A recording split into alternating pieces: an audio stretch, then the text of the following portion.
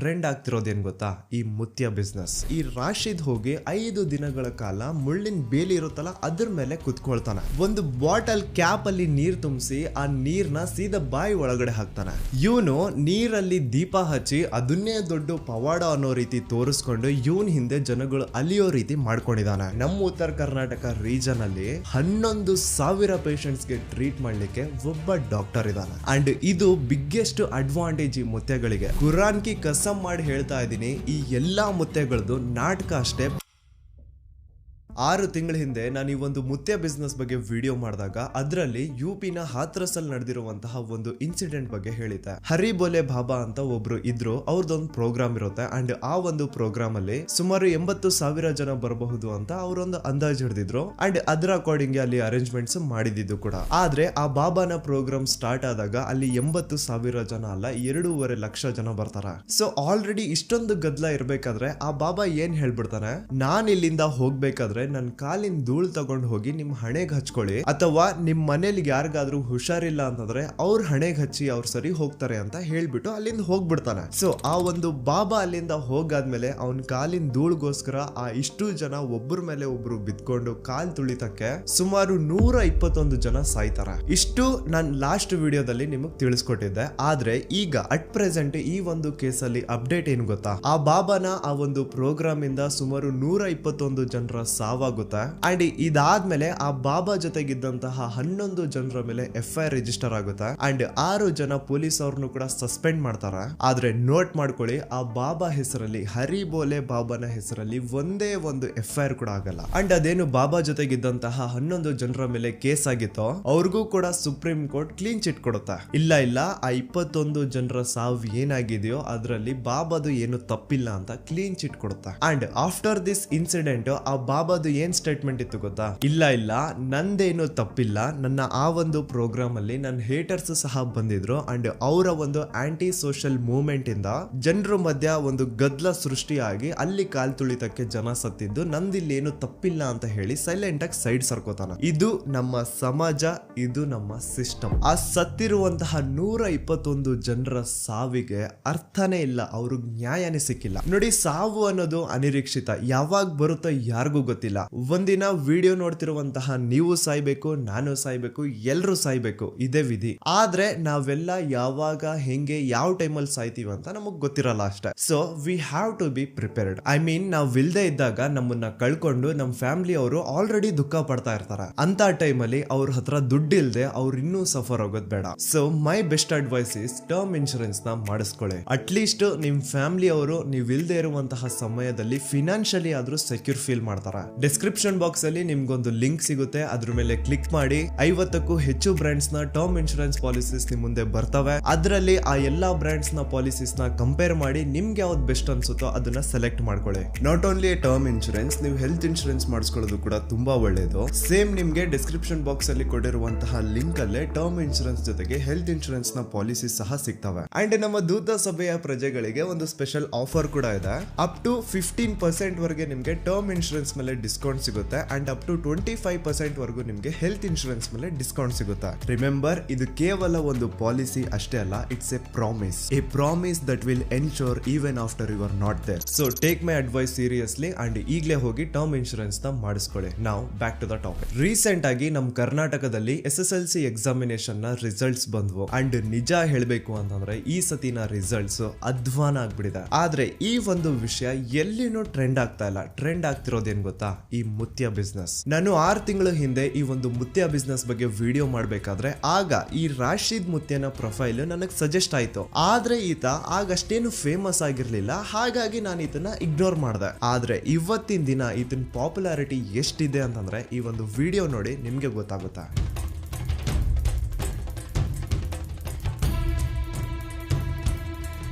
ಈತನ ಪವಾಡಗಳು ನಂಬೋ ಜನ ಈತನ ರಾಶಿದ್ ಮುತ್ಯ ಅಂತ ಕರೀತಾರೆ. ಆದ್ರೆ ನಾನು ಈತನ ಯಾವುದೇ ಪವಾಡಗಳನ್ನ ನಂಬಲ್ಲ, ಹಾಗಾಗಿ ನಾನು ಈತನ ಕೇವಲ ರಾಶಿದ್ ಅಂತ ಕರಿತೇನೆ. ಈ ರಾಶಿದ್ ಈ ಹಿಂದೆ ಇಷ್ಟೊಂದು ಪಾಪ್ಯುಲರ್ ಇರಲಿಲ್ಲ, ಇಷ್ಟೊಂದು ಫೇಮಸ್ ಕೂಡ ಇರಲಿಲ್ಲ. To gain popularity he plays a master stroke. ಅದೇನಪ್ಪಾ ಅಂತಂದ್ರೆ ಈ ರಾಶಿದ್ ಹೋಗಿ 5 ದಿನಗಳ ಕಾಲ ಮುಳ್ಳಿನ ಬೇಲಿ ಇರುತ್ತಲ್ಲ ಅದ್ರ ಮೇಲೆ ಕುತ್ಕೊಳ್ತಾನೆ. ಯಾಕೆ ಕುತ್ಕೊಳ್ತಾನೆ ಅಂತಂದ್ರೆ ಈತನ ಅಂಧ ಭಕ್ತಾದಿಗಳ ಪ್ರಕಾರ ಲೋಕ ಕಲ್ಯಾಣಕ್ಕೋಸ್ಕರ, ಒಳ್ಳೆ ಮಳೆ ಆಗ್ಲಿ, ಒಳ್ಳೆ ಬೆಳೆ ಆಗ್ಲಿ, ಜನ ಎಲ್ಲ ಸುಖಿಯಿಂದ ಇರ್ಲಿ ಅಂತ 5 ದಿನಗಳ ಕಾಲ ಈತ ಮುಳ್ಳಿನ ಗಿಡಗಳ ಮೇಲೆ ಅನುಷ್ಠಾನಕ್ಕೆ ಕೂತಿದ್ನಂತ. ಎಲ್ಲೋ ಉತ್ತರ ಕರ್ನಾಟಕದಲ್ಲಿ ಇರುವಂತಹ ಈ ಒಬ್ಬ ಮುತ್ಯನ್ಗೆ ಪಾಪ್ಯುಲಾರಿಟಿ ಗೇನ್ ಮಾಡ್ಕೊಳ್ಳಿಕ್ಕೆ ಇಷ್ಟೊಂದು ಒಳ್ಳೆ ಐಡಿಯಾ ಎಲ್ಲಿಂದ ಬಂದಿರಬಹುದು ಅಂತ ನಾನು ಹಾಗೆ ರಿಸರ್ಚ್ ಮಾಡಿದೆ. ಅಂಡ್ ಆಗ ನನ್ಗೊಂದು ವಿಡಿಯೋ ಸಿಕ್ತು. ನಿಮಗ್ ಗೊತ್ತಿರುತ್ತೆ, ರೀಸೆಂಟ್ ಆಗಿ ಮಹಾಕುಂಭ ಮೇಳ ನಡೀತು. ಅಂಡ್ ಅಲ್ಲಿ ಒಬ್ರು ಬಾಬಾ ಬಂದಿದ್ರು. ಅವ್ರ ಹೆಸರು ಏನು ಅಂತ ನಮಗ್ ಗೊತ್ತಾಗಿಲ್ಲ. ಆ ಬಾಬಾ ತನ್ನ ಸುತ್ತಮುತ್ತ ಮುಳ್ಳಿನ ಗಿಡಗಳನ್ನ ಸುತ್ಕೊಂಡು ಅದ್ರ ಮೇಲೆನೆ ಕುತ್ಕೊಳ್ಳೋದು, ಅದ್ರ ಮೇಲೆನೆ ಮಲ್ಕೊಳ್ಳೋದು, ಹಂಗೆಲ್ಲ ಮಾಡ್ತಾ ಇದ್ರು. ಸೊ ಇದೇ ಒಂದು ಐಡಿಯಾನ ಕಾಪಿ ಮಾಡ್ಕೊಂಡು ಈ ರಾಶಿದ್ ಮುತ್ಯ 5 ದಿನಗಳ ಕಾಲ ನಾನು ಲೋಕ ಕಲ್ಯಾಣಕ್ಕೋಸ್ಕರ ಮುಳ್ಳಿನ ಗಿಡಗಳ ಮೇಲೆ ಕೂತಿದ್ದೀನಿ ಅಂತ ನಾರ್ಮಲ್ ಜನರಿಗೆ ಗೊತ್ತಾದ ತಕ್ಷಣ ಆ ನಾರ್ಮಲ್ ಪೀಪಲ್ ನ ರಿಯಾಕ್ಷನ್ ಹಿಂಗಿತ್ತು ಅಂತ ನೀವು ಈ ವಿಡಿಯೋ ನೋಡಿದ್ರೆ ಗೊತ್ತಾಗುತ್ತಾ. ಸೊ ಈಗ ಈ ರಾಶಿದ್ಗೆ ನನ್ನ ಪ್ರಶ್ನೆ ಏನು ಅಂದ್ರೆ, ನಿಮ್ಮ ಈ ಅನುಷ್ಠಾನದಿಂದ ಎಷ್ಟು ಲೋಕ ಕಲ್ಯಾಣ ಆಯ್ತು? ನಿಮ್ ರೀಜನ್ ಅಲ್ಲೇ ಹೈಯೆಸ್ಟ್ SSLC ಸ್ಟೂಡೆಂಟ್ಸ್ ಫೇಲ್ ಆಗಿದ್ದಾರೆ. ಸುಮಾರು ದಿನಗಳಾದ್ರೂ ಮಳೆ ಬಂದಿಲ್ಲ. ಅಲ್ಲಿರುವಂತಹ ಬಿಸಿಲು, ಶೆಕೆ ಪ್ರೀವಿಯಸ್ ರೆಕಾರ್ಡ್ಸ್ ನೆಲ್ಲ ಬ್ರೇಕ್ ಮಾಡ್ತಾ ಇದೆ. ಅಂಡ್ ನೀವು ಲೋಕ ಕಲ್ಯಾಣಕ್ಕೋಸ್ಕರ ಅನುಷ್ಠಾನಕ್ಕೆ ಕೂತಿದ್ರು ಅಲ್ಲಿ ಪಹಲ್ಗಾಮ್ ಅಲ್ಲಿ ಒಂದು ಅಟ್ಯಾಕ್ ಆಯ್ತು. ಸೊ ಇದನ್ನೆಲ್ಲ ನೀವು ನಿಲ್ಲಿಸಬಹುದಾಗಿತ್ತಲ್ಲ. ನಮ್ಮ ಜನರ ರಕ್ಷಣೆಗೋಸ್ಕರ ನಿಮ್ಮಂತ ಮುತ್ಯಗಳು ಇರ್ಬೇಕಾದ್ರೆ, ನಮ್ಮ ಜನರ ಲೋಕ ಕಲ್ಯಾಣಕ್ಕೋಸ್ಕರ ನಿಮ್ಮಂತ ಮುತ್ಯಗಳು ಇರ್ಬೇಕಾದ್ರೆ ನೀವೇ ಒಂದ್ 4 ಮಂತ್ರ ಓದ್ಬಿಟ್ಟು ಆ ನಿಂಬೆಹಣ್ಣುಗಳನ್ನ ಪಾಕಿಸ್ತಾನಕ್ಕೆ ಹೆಸದ್ಬಿಡಿ. ಅಲ್ಲಿ ಆ ನಿಂಬೆಹಣ್ಣುಗಳು ಹೋಗಿ ಬಾಂಬ್ ತರ ಸಿಡಿಲಿ. ಯಾಕೆ ಸುಮ್ನೆ ನಾವು ಡಿಫೆನ್ಸ್ ಮೇಲೆ ಅಷ್ಟೆಲ್ಲ ದುಡ್ಡು ಸುರಿಬೇಕು ನೀವುಗಳು ಇರ್ಬೇಕಾದ್ರೆ? So why don't you do that Rashid Mutya? ಇವರು ಮುಳ್ಳಿನ ಗಿಡ ಮೇಲೆ ಕೂತಾದ್ಮೇಲೆ ಇಂದ ಲೋಕ ಕಲ್ಯಾಣ ಅಂತೂ ಆಯ್ತೋ ಇಲ್ವೋ ಗೊತ್ತಿಲ್ಲ, ಆದ್ರೆ ಇವ್ರ ಬಿಸ್ನೆಸ್ ಮಾತ್ರ ಒಳ್ಳೆ ಕಲ್ಯಾಣ ಆಯ್ತು. ಅಂಡ್ ನಂದು ಇನ್ನೊಂದು ಪ್ರಶ್ನೆ, ಏನ್ ಮುಳ್ಳಿನ ಗಿಡಗಳ ಮೇಲೆ ಕುತ್ಕೊಳ್ಳೋದು ಅಷ್ಟು ದೊಡ್ಡ ಸಾಧನೆನಾ? ಏನ್ 4 ಮುಳ್ಳುಗಳು ಚುಚ್ಬಿಟ್ರೆ ಮನುಷ್ಯ ಸತ್ ಹೋಗ್ಬಿಡ್ತಾನ? ಇಲ್ಲ ತಾನೆ. ಮತ್ತೆ ಯಾಕೆ ಈ ಒಂದು ಸ್ಟುಪಿಡ್ ಆಕ್ಟ್ ನ ಜನ ಇಷ್ಟೊಂದು ಹೈಪ್ ಮಾಡ್ತಿದಾರೋ ನನಗೆ ಗೊತ್ತಾಗ್ತಾ ಇಲ್ಲ. ಜನ ಹೋಗಿ ಇವ್ರ ಕಾಲಿಗೆ ಬೀಳೋದೇನೋ, ನ್ಯೂಸ್ ಅವರೆಲ್ಲ ಬಂದು ಒಂದು ಸ್ಪೆಷಲ್ ಎಪಿಸೋಡ್ ನ ಶೂಟ್ ಮಾಡೋದೇನೋ, ಯಪ್ಪ ಬೇಡ. ಅದಕ್ಕೆ ಓಪನ್ ಚಾಲೆಂಜ್ ನಾ ಕೊಡ್ತೀನಿ. ಇವತ್ತು ನೀವೇನ್ ಬಂದಿಲ್ಲ, ಚುಟಿಗೆ ಹೊಡೆದ ಓಪನ್ ಚಾಲೆಂಜ್ ಕೊಡ್ತೀನಿ. 20 ವರ್ಷ ಕಾಲಕ್ರಿ 100% ಮಕ್ಕಳಾತಾರ. ಹೆಣ್ಣಾಲೇಕ ಗಂಡಾಲೇಕ 100% ಮಕ್ಕಳಾದ ನನ್ನ ಗ್ಯಾರಂಟಿ ನನ್ನ ಕಡೆಗೆ ಹತ್ತು. ಅಷ್ಟು ಗ್ಯಾರಂಟಿ ನನ್ನ ಕಡೆಗೆ ಅದ. ಏನೇ ಇರ್ಲಕ್ಕ ಅದು ಡಾಕ್ಟ್ರ್ ಇವತ್ತು ಆಗಲ್ಲ ತನ್ಲೇಕ 5 ತರದ ಹಣ್ಣು ಹಂಪಲ ಹಾಕ್ತೀನಿ. ಏನ್ ಕೊಡ್ಬೇಕು ನಾ ಕೊಡ್ತೀನಿ. ಅದ್ರ ಮ್ಯಾಲ 1,001% ಆಗ್ಬೇಕು. ಅದು ನನ್ನ ಗ್ಯಾರಂಟಿ. ಇವ್ರು ಇವಾಗ ಇದೇನ್ ಕ್ಲೇಮ್ ಮಾಡಿದ್ರಲ್ಲ, ಇದು ಆಕ್ಚುಯಲ್ ಆಗಿ ಒಬ್ಬ ಡಾಕ್ಟರ್, ಒಬ್ಬ ಗೈನಕಾಲಜಿಸ್ಟ್ ನ ಕೆಲಸ. ನಮ್ಮ ದೇಶದಲ್ಲಿ ಒಬ್ಬ ಡಾಕ್ಟರ್ ಆಗ್ಬೇಕು ಅಂತಂದ್ರೆ ಅದಕ್ಕೊಂದು ಲಾಂಗ್ ಪ್ರಾಸೆಸ್ ಇದೆ. 10ನೇ ತರಗತಿಯಲ್ಲಿ 95 ಕಿಂತ ಜಾಸ್ತಿ % ಅಲ್ಲಿ ಸ್ಕೋರ್ ಮಾಡಿರ್ಬೇಕು. ನಂತರ 10th ಮುಗ್ದಾದ್ಮೇಲೆ PCMB ತಗೊಂಡು ಸೆಕೆಂಡ್ PUC ಅಲ್ಲಿನೂ ಕೂಡ ಅಗೇನ್ 95% ಕಿಂತ ಜಾಸ್ತಿ ಸ್ಕೋರ್ ಮಾಡಬೇಕು.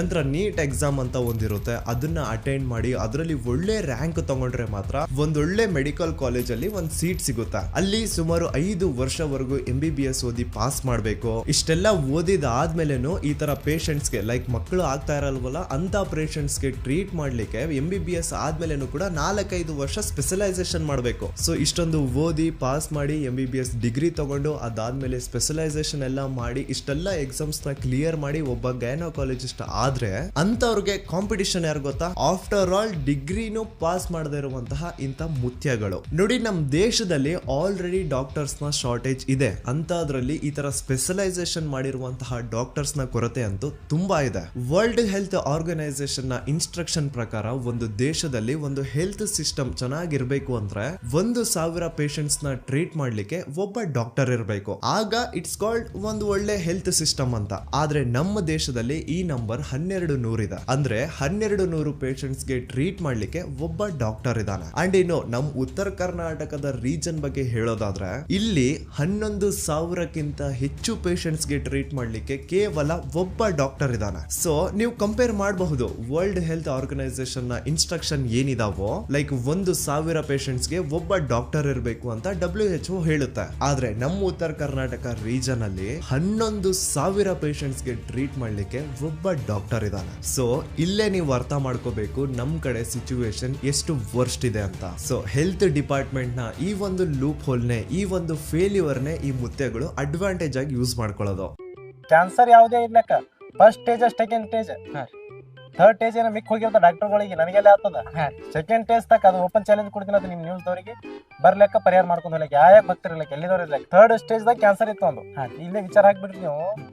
11 ನಿಂಬೆಹಣ್ಣು ಕೊಟ್ಟಿರಿ. 11 ನಿಂಬೆಹಣ್ಣ ಬರೀ ಒಂದು ತೈತ ಕೊಟ್ಟಿದ ಮೇಲೆ 3rd ಸ್ಟೇಜ್ ಕ್ಯಾನ್ಸರ್ ಕ್ಲಿಯರ್ ಆಗೋಯ್ತು 11 ನಿಂಬೆಹಣ್ಣು ಮೇಲೆ. ನಿಜ ಹೇಳ್ತಾ ಇದ್ದೀನಿ, ಇದು ತುಂಬಾ ಅಂದ್ರೆ ತುಂಬಾನೇ ಓವರ್ ಆಯ್ತು. Like he crossed every limits. ಏನೋ ನಿನ್ ಹತ್ರ ಬರ್ತಿರುವಂತಹ ಭಕ್ತಾದಿಗಳಿಗೆ ಮನೇಲಿ ಏನೋ ಚಿಕ್ಕ ಪುಟ್ಟ ಸಮಸ್ಯೆಗಳಿದಾವೆ, ಅದಕ್ಕೇನೋ ಪವಾಡಗಳು ಮಾಡ್ತಿದ್ಯಾ ಅಂತಂದ್ರೆ ಓಕೆ, ಅಥವಾ ಯಾರೋ ಒಂದಿಬ್ರಿಗೆ ಮಕ್ಕಳಾಗ್ತಾ ಇಲ್ಲ, ಅವ್ರಿಗೆ ಮಕ್ಕಳು ಆಗೋ ರೀತಿ ಏನೋ ಪವಾಡಗಳು ಮಾಡ್ತಿದ್ಯಾ ಅಂತಂದ್ರೆ ಸ್ಟಿಲ್ ಓಕೆ. ಆದ್ರೆ ಈಗೇನ್ ನೀನ್ ಹೇಳ್ದಲ್ಲ ಕ್ಯಾನ್ಸರ್ ಟ್ರೀಟ್ಮೆಂಟ್ಗೂ ಸಹ ನನ್ನ ಹತ್ರ ಔಷಧಿ ಇದೆ ಅಂತ, ಇದೇ ಲಿಮಿಟ್ ಕ್ರಾಸ್ ಮಾಡಿದ್ದು. ಈ ವಿಡಿಯೋದಲ್ಲಿ ಈ ಪೇಷಂಟ್ 3rd ಸ್ಟೇಜ್ ಕ್ಯಾನ್ಸರ್ ಇಂದ ಸಫರ್ ಮಾಡ್ತಿದ್ದಾರೆ. ಅಂಡ್ ಆಬ್ವಿಯಸ್ಲಿ ಈ ಒಂದು ಸ್ಟೇಜ್ ಅಲ್ಲಿ ಪೇಷಂಟ್ ನ ಬಾಡಿ ಒಳಗಡೆ ಫುಡ್ ಹೋಗೋದು ತುಂಬಾ ಕಷ್ಟ. ಹಾಗಾಗಿ ಡಾಕ್ಟರ್ಸ್ ಏನ್ ಮಾಡಿರ್ತಾರೆ, ಅದಕ್ಕೆ ಆಲ್ಟರ್ನೇಟಿವ್ ಆಗಿ ಒಂದು ಪೈಪ್ ನ ಹಾಕಿರ್ತಾರೆ ಬಾಡಿ ಒಳಗಡೆ. ಅಂಡ್ ಆ ಒಂದು ಪೈಪ್ ಮೂಲಕನೇ ಆ ಒಂದು ಪೇಷಂಟ್ ನ ಬಾಡಿ ಒಳಗಡೆ ಫುಡ್ ಸಪ್ಲೈ ಆಗೋದು. ಸೊ ವಿತೌಟ್ ದಿಸ್ ಪೈಪ್ ನಾವೇನಾದ್ರೂ ಪೇಷಂಟ್ ಗೆ ತಿನ್ಸೋದು ಕುಡಿಸೋದು ಮಾಡಿದ್ರೆ ಅದೆಲ್ಲ ಹೋಗಿ ಪೇಷಂಟ್ ನ ಗಂಟ್ಲಲ್ಲಿ ಸಿಗಾಕೊಂಡು ನೆಕ್ಸ್ಟ್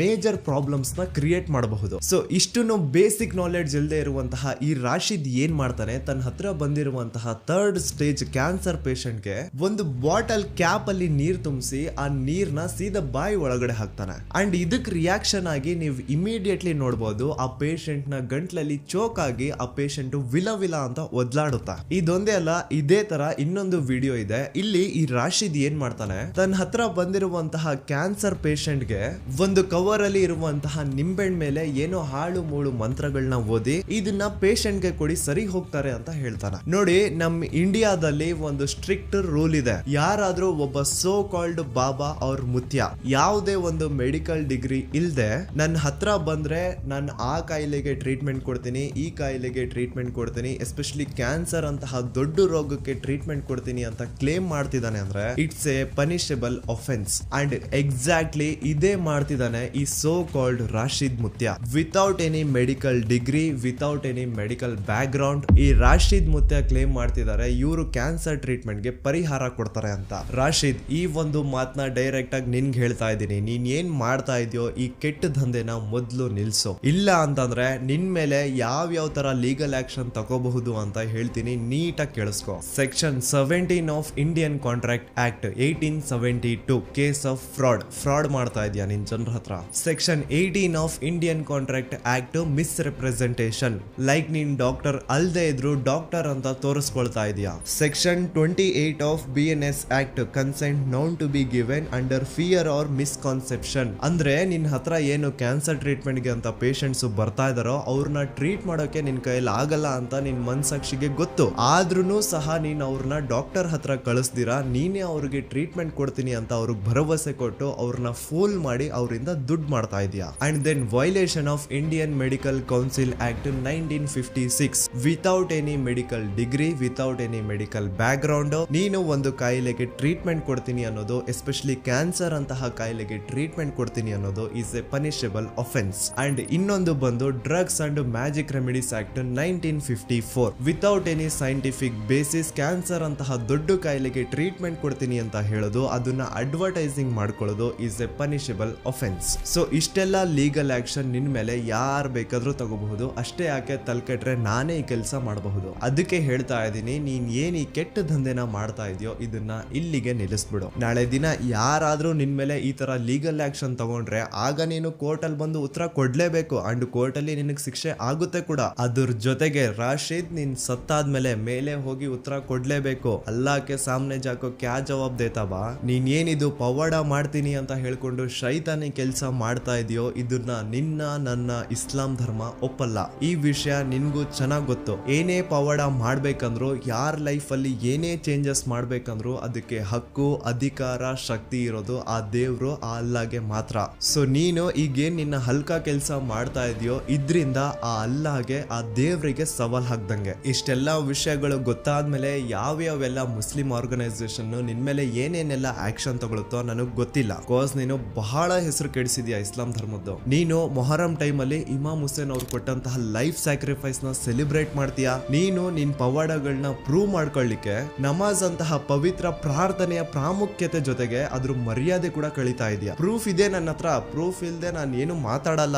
ಈ ವಿಡಿಯೋದಲ್ಲಿ ನೀನೇ ತಾನೇ ಇದು ಬೆಂಕಿ ಮೇಲೆ ಜಾನಿಮಾಜ್ ಹಾಕಿ ನೋಡಿ ನಾನು ಒಬ್ಬ ಪವಾಡ ಪುರುಷ ಬೆಂಕಿ ಮೇಲೆ ನಮಾಜ್ ಮಾಡ್ತೀನಿ ಅಂತ ಬುಲ್ಡಪ್ ತಗೊಳ್ತಾ ಇರೋದು ನೀನೇ ತಾನೇ. ನಮಾಜ್ ಏನೋ ಮಾಡ್ತಾ ಇದೀಯಾ, ಆದ್ರೆ ಅದನ್ನ ಪ್ರಾಪರ್ ವೇ ಆದ್ರೂ ಮಾಡ್ತಾ ಇದೀಯಾ, ಸುಮ್ನೆ ಹೆಂಗ್ ಬೇಕೋ ಹಂಗ್ ಮಾಡ್ತಾ ಇರೋದು. ಸೊ ಇವ್ನ್ ಮಾಡ್ತಾ ಇರೋ ಇದೆಲ್ಲ ಹಲ್ಕ ಕೆಲ್ಸಗಳು ಇಸ್ಲಾಂ ಧರ್ಮದ ಅವಮಾನ ಅಲ್ದೆ ಇನ್ನೇನು. ಅಂಡ್ ನೋಡ್ದೆ ರಾಶಿದ್ ನಿಮ್ದದು ಇಂಟರ್ವ್ಯೂ, ಅದ್ರಲ್ಲಿ ದೊಡ್ಡದಾಗಿ ಹೇಳ್ಕೊಳ್ತಾ ಇದ್ರಿ ನಾನು ಯಾವುದೇ ಭಕ್ತಾದಿಗಳಿಂದ ದುಡ್ಡು ಇಸ್ಕೊಳಲ್ಲ ಅಂತ. ಸರ್ ಇದು ಕೈ ಕೊಟ್ಟನ್ರಿ, ಈ ಕೈಗೆ ಏನ್ ರೊಕ್ಕ ಹೋಗಲಿ ಬರಕ್ರಿ, ಯಂತ್ರ ಬರಕ್ರಿ. ನಿಸ್ವಾರ್ಥ ಸೇವೆ ಮಾಡ್ಬೇಕ್ರಿ ಮನುಷ್ಯ ಯಾವಾಗ್ಲು. ರೊಕ್ಕ ತೊಳೋ ಮುತ್ಯಾನೆ ಅಲ್ಲ ನಾನು, ಯಾರ್ಯಾಕ ಬರ್ಲಾಕ, ಬಡ್ರು ಬರ್ಲಾಕ ಬಗ್ಗರು ಬರ್ಲಾಕ ಮುತ್ತೆ ನಮ್ ಸಮಸ್ಯೆ ಅವ್ರು ಪರಿಹಾರ ಮಾಡಿ ಕಳಿಸಿದ್ರಿ.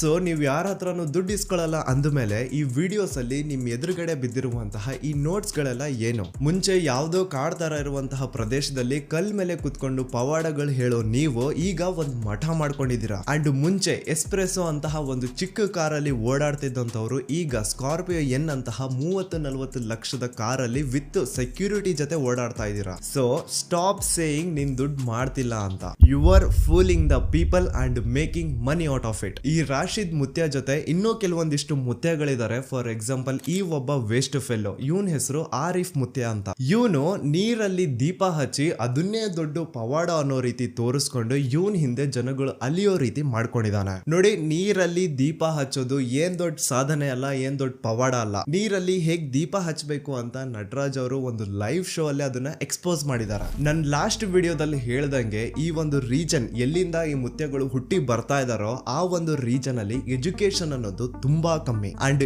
ಇದು ಬಿಗ್ಗೆಸ್ಟ್ ಅಡ್ವಾಂಟೇಜ್ ಈ ಮುತ್ಯಗಳಿಗೆ. ಯಾಕಂದ್ರೆ ಇವ್ರು ಮಾಡುವಂತಹ ಪವಾಡಗಳಿಗೆ ಯಾರು ಪ್ರಶ್ನೆ ಮಾಡೋರೇ ಇಲ್ವಲ್ಲ. ಓದಿರೋರಿದ್ರೆ ಪ್ರಶ್ನೆ ಮಾಡ್ತಾರೆ, ಆದ್ರೆ ಈ ಒಂದು ರೀಜನ್ ಅಲ್ಲಿ ಹೆಚ್ಚಿನ ಸಂಖ್ಯೆಯಲ್ಲಿ ಓದಿರೋರು ಇಲ್ವೇ ಇಲ್ಲ. ಮಕ್ಕಳು ಚಿಕ್ಕ ವಯಸ್ಸಿಂದನೇ ಈ ಮುತ್ಯಗಳನ್ನ ನೋಡ್ಕೊಂಡು ಬೆಳೀತಾ ಇದಾರೆ. ಅಂಡ್ ಅವ್ರು ದೊಡ್ಡವರು ಆದ್ಮೇಲೆನೂ ಇದನ್ನೇ ನಂಬೋದು. ಐರೋನಿ ಏನ್ ಗೊತ್ತಾ, ಈ ರಾಶಿದ್ ಮುತ್ಯ ಯಾವ ಒಂದು ರೀಜನ್ ಗೆ ಬಿಲಾಂಗ್ ಮಾಡ್ತಾನೋ, ಯಾವ ಒಂದು ಕಾನ್ಸ್ಟಿಟ್ಯೂಯನ್ಸಿಯಲ್ಲಿ ಬರ್ತಾನೋ ಅಲ್ಲಿನ MLA ಬಂದು ಅಜಯ್ ಸಿಂಗ್ ಅವರು. And irony is MLA Ajay Singh medical student, ಅವ್ರ ಹತ್ರ MBBS ಡಿಗ್ರಿ ಇದೆ. ಸೊ ಇಂತ ಓದಿರುವಂತಹ ವ್ಯಕ್ತಿಯ ಕಾನ್ಸ್ಟಿಟ್ಯೂಯನ್ಸಿಯಲ್ಲೇ ಈ ತರ ಒಬ್ಬ ಮುತ್ಯ ತನ್ನ ದಂಧೆನ ನಡೆಸ್ತಾ ಇದ್ದಾನೆ. I don't know whether Ajay Singh ಅವ್ರಿಗೆ ಇದ್ರ ಬಗ್ಗೆ ಗೊತ್ತಿದೆಯೋ ಗೊತ್ತಿಲ್ವೋ. ಅಂಡ್ ಈ ರೀಜನ್ ನ ಡಿಸ್ಟ್ರಿಕ್ಟ್ ಹೆಲ್ತ್ ಆಫೀಸರ್ ಎಲ್ಲಿ ಕಣ್ ಮುಚ್ಕೊಂಡು ಮಲಗಿದಾರೋ ಗೊತ್ತಿಲ್ಲ. ನಿಮ್ ರೀಜನ್ ಅಲ್ಲಿ ಈ ತರ ಒಬ್ಬ ಮುತ್ಯ ಅನ್ಎಥಿಕಲ್ ಮೆಡಿಕಲ್ ಪ್ರಾಕ್ಟೀಸಸ್ ಮಾಡ್ತಾ ಇರ್ಬೇಕಾದ್ರೆ ನೀವ್ ಯಾಕಿನ್ನೂ ಅವ್ರ ಮೇಲೆ ಏನು ಆಕ್ಷನ್ ತಗೊಂಡಿಲ್ವೋ ನನಗ್ ಗೊತ್ತಾಗ್ತಾ ಇಲ್ಲ. I request responsible authorities to take a serious action on him, or else ನೀವು ನಿಮ್ಗಳ ಕೆಲಸ ಕರೆಕ್ಟ್ ಆಗಿ ಮಾಡದೇ ಇದ್ರೆ ನಾಳೆ ದಿನ ಈ ಮುತ್ಯ ಏನೋ ಕೋರ್ಟ್ಗೆ ಬರ್ತಾನೆ, ಅದ್ರ ಜೊತೆಗೆ ನೀವ್ ಯಾರೆಲ್ಲ ನಿಮ್ ಡ್ಯೂಟಿನ ಸರಿಯಾಗಿ ಮಾಡಿಲ್ವೋ ನಿಮ್ಮನ್ನ ಕೂಡ ಕೋರ್ಟ್ಗೆ ಎಳಿತಾರೆ. ಕೊನೆಯದಾಗಿ ಇನ್ನೊಬ್ಬ ಮುತ್ಯ ಇದ್ದಾನೆ, ಇವನ್ ಹೆಸರು ಮಾಜಿದ್ ಮುತ್ಯ ಅಂತ. ಈ ವೇಸ್ಟ್ ಫೆಲ್ಲೋ 3rd ಕ್ಲಾಸ್ ನನ್ ಮಗ ಹೇಗ್ ಮಕ್ಕಳನ್ನ ಕೂರಿಸ್ಕೊಂಡು ಅವ್ರ ಮುಂದೆನೆ ಪವಾಡ ಅದು ಇದು ಮಾಡಿ ಹೇಗ್ ಅವ್ರನ್ನ ತಲೆ ಕೆಡಿಸ್ತಾ ಇದ್ದಾನೆ ನೀವೇ ನೋಡಿ. ಈ ಚಿಕ್ಕ ವಯಸ್ಸಲ್ಲೇ ಈ ಮಕ್ಕಳು ಈ ಪವಾಡಗಳನ್ನ ನೋಡಿ, ಈ ಮುತ್ಯಗಳನ್ನ ನೋಡಿ ಏನ್ ಕಲಿಬೇಕು? ಅಲ್ಲ, ತಂದೆ ತಾಯಿಗಳಿಗಾದ್ರೂ ಸ್ವಲ್ಪ ಆದ್ರೂ ಬುದ್ಧಿ ಇಲ್ವಾ? ಮಕ್ಕಳನ್ನ ಸ್ಕೂಲ್ ಕಾಲೇಜ್ ಕಳಿಸಿ ಅವ್ರನ್ನ ಬುದ್ಧಿವಂತರಾಗಿ ಮಾಡ್ರು ಅಂತಂದ್ರೆ ಇಂತ ಮುತ್ಯಗಳ ಕಡೆ ಕಳಿಸ್ತಾ ಇದೀರಲ್ಲ, ನಿಮ್ಮನ್ನ ಫಸ್ಟ್ ಹೊಡಿಬೇಕು. ಇದೇ ಈ ವೇಸ್ಟ್ ಫೆಲ್ಲೋ ಮಾಜಿದ್ ಮುತ್ಯ ಮೊಹರಂ ಟೈಮ್ ಅಲ್ಲಿ ಎಂತ ನಾಟಕ ಆಡ್ತಾನೆ ಅಂತಂದ್ರೆ, ನೋಡ್ದೆ ಇವನ್ ವಿಡಿಯೋ, ಆ ವಿಡಿಯೋದಲ್ಲಿ ಲಿಟ್ರಲಿ ಇವನ್ ಮೈಯಲ್ಲಿ ದೇವ್ರೇ ಬಂದ್ಬಿಟ್ಟಿದ್ದಾರೆ ಅನ್ನೋ ತರ ಎಷ್ಟು ಚೆನ್ನಾಗಿ ನಾಟಕ ಮಾಡ್ತಾನೆ. ಅಲ್ಲ, ನಿಜವಾಗ್ಲೂ ಮೊಹರಂ ಹಬ್ಬ ಯಾಕೆ ಮಾಡ್ತಾರೆ? ಮೊಹರಂ ಅನ್ನೋದು ಒಂದು ಹಬ್ಬನ ಅಥವಾ ಮೌನಾಚರಣೆಯ ದಿನನ ಅನ್ನೋದನ್ನ ಈ ಒಂದು ವಿಡಿಯೋದಲ್ಲಿ ನಾನು ನೀಟಾಗಿ ಎಕ್ಸ್ಪ್ಲೇನ್ ಮಾಡಿದ್ದೀನಿ. ನೋಡಿಲ್ಲ ಅಂತಂದ್ರೆ ಆಮೇಲೆ ಹೋಗಿ ನೋಡಿ ಮೊಹರಂ ಅಂದ್ರೆ ಏನು ಅಂತ ನಿಮಗೆ ಕ್ಲಿಯರ್ಲಿ ಅರ್ಥ ಆಗುತ್ತಾ. ನಾವು ಇಮಾಮ್ ಹುಸೇನ್ ಅಂತ ಅವರ ಪವಿತ್ರ ಆತ್ಮ ಈ 3rd ಕ್ಲಾಸ್ ಇಂತ ಮುತ್ಯಗಳ ಮೈ ಮೇಲೆ ಬರ್ತಿದೆ ಅಂತಂದ್ರೆ ನಾನೇ ಇಸ್ಲಾಂ ಧರ್ಮನ ಬಿಟ್ಬಿಡ್ತೇನೆ. ಕುರಾನ್ ಕಿ ಕಸಮ್ ಮಾಡಿ ಹೇಳ್ತಾ ಇದ್ದೀನಿ, ಈ ಎಲ್ಲಾ ಮುತ್ಯಗಳದ್ದು ನಾಟಕ ಅಷ್ಟೇ. ಪ್ಲೀಸ್ ಇವ್ರನ್ನ ಯಾರು ನಂಬೇಡಿ. ನಿಮ್ಗೆ ಇನ್ನೂ ತುಂಬಾ ಕ್ಲಿಯರ್ ಆಗಿ ಅರ್ಥ ಆಗೋ ತರ ಹೇಳ್ಬೇಕು ಅಂತಂದ್ರೆ ರಾಮಾಯಣದ ಒಂದು ಇನ್ಸಿಡೆಂಟ್ ಎಕ್ಸ್ಪ್ಲೇನ್ ಮಾಡ್ತೀನಿ. ರಾಮಾಯಣದಲ್ಲಿ ಏನಾಗುತ್ತೆ, ಯುದ್ಧ ನಡೀತಾ ಇರ್ಬೇಕಾದ್ರೆ ರಾವಣ ಸೇನೆಯಲ್ಲಿದ್ದಂತಹ ಇಂದ್ರಜಿತ್ ಲಕ್ಷ್ಮಣ ಅವ್ರ ಕಡೆಗೆ ಒಂದು ಬಾಣ ಬಿಡ್ತಾನೆ. ಆ ಒಂದು ಬಾಣ ಲಕ್ಷ್ಮಣ ಅವ್ರಿಗೆ ಬಂದ್ ತಗ್ಲಿ ಲಕ್ಷ್ಮಣ ಅವರು ಅದರಿಂದ ತುಂಬಾ ಇಂಜೂರ್ ಆಗ್ತಾರ. ಲೈಕ್ ಲಿಟ್ರಲಿ ಸಾವು ಅಥವಾ ಬದುಕು ಅನ್ನೋ ಒಂದು ಕ್ರಿಟಿಕಲ್ ಸಿಚುವೇಶನ್ ಲಕ್ಷ್ಮಣ ಅವ್ರದ್ದು ಆಗ್ಬಿಡುತ್ತೆ. ಆಗ ನಾವು ದೇವ್ರು ಅಂತ ಪೂಜೆ ಮಾಡುವಂತಹ ಶ್ರೀರಾಮ ಪಕ್ಕದಲ್ಲೇ ಇದ್ರು. ಅವರು ಲಕ್ಷ್ಮಣ ಅವ್ರನ್ನ ಮುಟ್ಟಿ ಲಕ್ಷ್ಮಣ ಅವ್ರನ್ನ ಕ್ಯೂರ್ ಮಾಡಬಹುದಾಗಿತ್ತು, ಆದ್ರೆ ಅವ್ರು ಅದನ್ನ ಮಾಡಿಲ್ಲ. ಅದ್ರ ಬದಲಾಗಿ ಶ್ರೀರಾಮ ಏನ್ ಮಾಡ್ತಾರೆ, ಡಾಕ್ಟರ್ನ ಕರೆಸಿ, ಒಬ್ಬ ವೈದ್ಯನ ಕರೆಸಿ ಅಂತ ಕೇಳ್ತಾರ. ತಮ್ಮ ವಾನರ ಸೇನೆಯಲ್ಲಿ ಯಾರು ಡಾಕ್ಟರ್ ಇಲ್ಲ, ಯಾರು ವೈದ್ಯ ಇಲ್ಲ ಅಂತ ಗೊತ್ತಾದಾಗ ರಾವಣ ಸೇನೆಯಲ್ಲಿದ್ದಂತಹ ಒಬ್ಬ ಡಾಕ್ಟರ್ ಅಂತವ್ನ ಕರೆಸ್ತಾರ. ಆ ವೈದ್ಯ ಸುಸೇನ್ ಅವ್ರು ಕೂಡ ಬಂದಾದ್ಮೇಲೆ ಅವ್ರು ಲಕ್ಷ್ಮಣ ಅವ್ರನ್ನ ಮುಟ್ಟಿ ಓಂ ಶಾಮ್ ಶುಮ್ ಡಾಮ್ ಡೂಮ್ ಅಂತ ಮಂತ್ರಗಳನ್ನ ಹೇಳಿ ಕ್ಯೂರ್ ಮಾಡಿಲ್ಲ. ಅವ್ರು ಏನಂದ್ರು, ಲಕ್ಷ್ಮಣ ಅವರು ಬದುಕಬೇಕು ಅಂತಂದ್ರೆ ಸಂಜೀವನಿ ಅಂತಹ ಒಂದು ಮೆಡಿಸನ್ ಬೇಕು. ಅಂಡ್ ಆ ಒಂದು ಮೆಡಿಸನ್ ಹಿಮಾಲಯ ಪರ್ವತಗಳಲ್ಲಿ ಸಿಗುತ್ತೆ. ಅದನ್ನ ತಕ್ಷಣಕ್ಕೆ ಹೋಗಿ ಯಾರಾದ್ರೂ ತಗೊಂಡ್ ಬರ್ಬೇಕು. ಆಗ ನಾವು ಪೂಜಿಸುವಂತಹ ಇನ್ನೊಂದು ದೇವರು ಆಂಜನೇಯ ಅವ್ರನ್ನ ಈ ಒಂದು ಟಾಸ್ಕ್ ಗೆ ಸೆಲೆಕ್ಟ್ ಮಾಡಿ, ಆಂಜನೇಯ ಅವರು ಹಿಮಾಲಯ ಪರ್ವತಕ್ಕೆ ಹೋಗಿ ಅಲ್ಲಿಂದ ಸಂಜೀವನಿ ಅಂತಹ ಒಂದು ಮೆಡಿಸನ್ ನ ತಗೊಂಡ್ ಬಂದು ಸುಷೇನ ಅನ್ನುವಂತಹ ವೈದ್ಯನಿಗೆ ಕೊಟ್ಟಾಗ ಅವ್ರು ಅದನ್ನ ಚೆನ್ನಾಗಿ ರುಬ್ಬಿ ಮಲ್ಲಂ ತರ ಮಾಡಿ ಅದನ್ನ ಲಕ್ಷ್ಮಣ್ ಅವ್ರಿಗಾಗಿರುವಂತಹ ಗಾಯದ ಮೇಲೆ ಹಚ್ತಾರ. ಆಗ